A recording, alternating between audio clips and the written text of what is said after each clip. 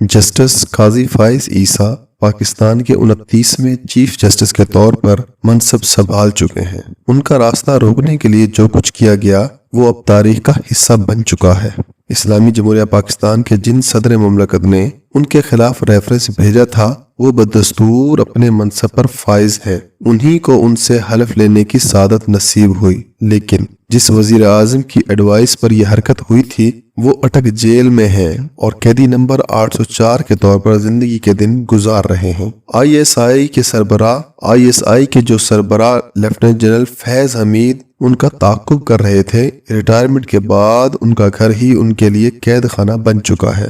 اس وقت کے chief of army staff general Qamar Javed Bajwa بھی سبکدوش ہونے کے بعد غیر یقینی صورتحال کا سامنا کر رہے ہیں۔ ان کے سامنے کورنش بجانے والے اب ان کے در پہ ہیں اور کچھ پتہ نہیں کہ ان کے ساتھ کسی بھی وقت کوئی بھی کیا کر گزرے۔ جنرل پرویز مشرف کو عدلیہ سے محفوظ رکھنے والے ان کی حفاظت کس طرح اور کب تک کریں گے، یہ ابھی تک واضح نہیں ہو رہا۔ قاضی فائز عیسیٰ اپنے منصب پر 1 سال فائز رہیں گے، اس کے بعد انہیں اسے جسٹس اعجاز الحسن کے لیے خالی کر دینا ہے۔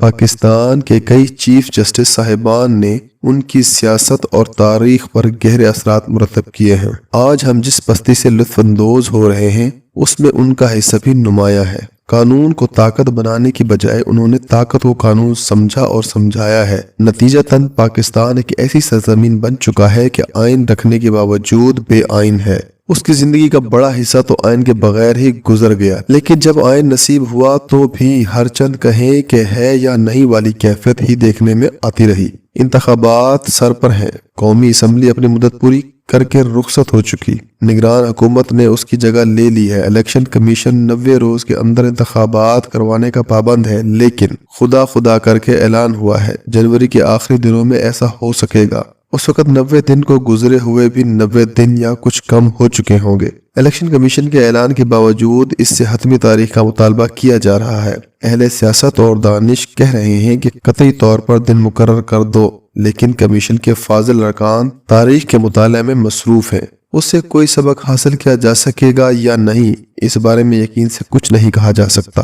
جہاں کوئی بھی اس پر تیار نہ ہو وہاں الیکشن کمیشن اکیلا چنا بن کر پہاڑ کیسے جھونکے اور کیوں کر جھونکے۔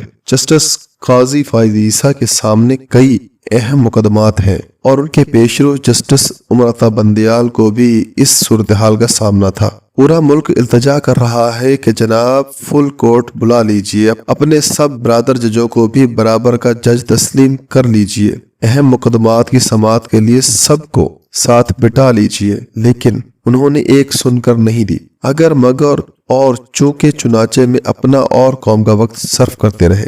قاضی فائز عیسیٰ نے منصب سنبھالنے کے فوراً بعد فل کورٹ کو قوم کے سامنے لا بٹھایا۔ تاریخ میں پہلی بار براہ راست کوریج ہوئی۔ ٹیلی ویژن کیمروں کے ذریعے اہل پاکستان نے اپنے گرامی قدر منصفوں کی نہ صرف زیارت کی بلکہ ان کے سوالیہ خیالات سے بھی مستفید ہوئے۔ اس ایک اقدام نے پوری قوم کے اعصاب سے منو بوجھ اتار دیا۔ ہر شخص نے خود کو ہلکا پھلکا محسوس کیا کہ انصاف صرف کیا ہی نہیں جا رہا تھا، ہوتا ہوا نظر بھی آ رہا تھا۔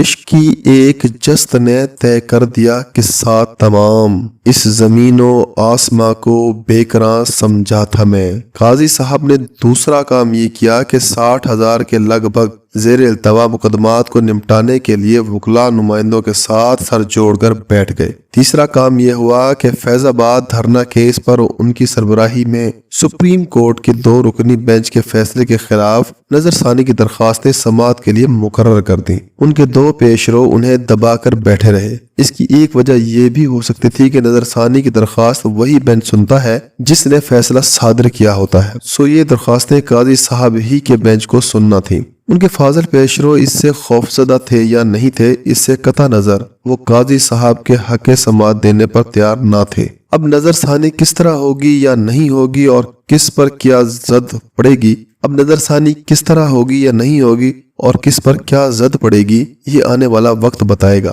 اس مقدمے کے فیصلے کی شدید اثرات مرتب ہو سکتے ہیں، کسی کے لیے منفی اور کسی کے لیے مثبت۔ قاضی صاحب پاکستان کی الجھی ہوئی عدالتی تاریخ میں ایسی شخصیت کے طور پر سامنے آئے ہیں جو اپنے شخصی اختیارات میں اضافہ نہیں چاہتے، سپریم کورٹ کے ججوں کے ساتھ برابری کا سلوک کرنا چاہتے ہیں اور سپریم کورٹ پر چیف جسٹس کی مسلط کردہ آمریت کو ختم کرنے کے در پہ ہیں۔ قاضی صاحب کے عہد عدالت میں سابق وزیر اعظم نواز شریف بھی وطن واپس تشریف لا رہے ہیں۔ ان کے ساتھ جو کچھ ہوا وہ بھی تاریخ کا حصہ بن چکا ہے۔ انصاف کے ایوانوں سے ان کو تاحیات نااہلی ملی، ان پر سیاست کے دروازے بند کر دیے گئے۔ سپریم کورٹ نے ابتدائی عدالت بن کر انتہائی فیصلہ سنا دیا، انہیں اپیل کا حق بھی نہیں دیا تھا۔ ان کے دل میں اس سب کچھ کے خلاف شدید غم و غصہ موجود ہے۔ جو بھی شخص غیر جانبداری سے واقعات کا جائزہ لے گا اس غم و غصے میں شریک ہوئے بغیر نہیں رہ سکے گا۔ نواز شریف کو واپس آ کر اپنی سیاست کی بحالی کے لیے ہنوز کئی امتحانوں سے گزرنا پڑے گا۔ ایک طرف تو وہ عوام اور قانون کی عدالتوں میں پیش ہوں گے تو دوسری طرف اپنے ملزموں سے دو ہاتھ کرنے کی کوشش بھی کریں گے۔ اس کا اعلان بھی ان کی طرف سے ہو چکا ہے۔ ان کے مداحوں میں جہاں جوش و خروش پیدا ہو رہا ہے وہاں تشویش کی لہر بھی دوڑ رہی ہے کہ کہیں کوئی ایسی جنگ نہ چھڑ جائے جس کے نتیجے میں ایک بار پھر ہاتھ ملتے رہ جائیں۔ نواز شریف کو معلوم ہونا چاہیے کہ ان کے ساتھ جو کچھ ہوا وہ آئین اور قانون کے نام پر ہوا۔ اب انہیں جو جواب دینا ہے وہ بھی اسی دائرے میں لینا ہوگا۔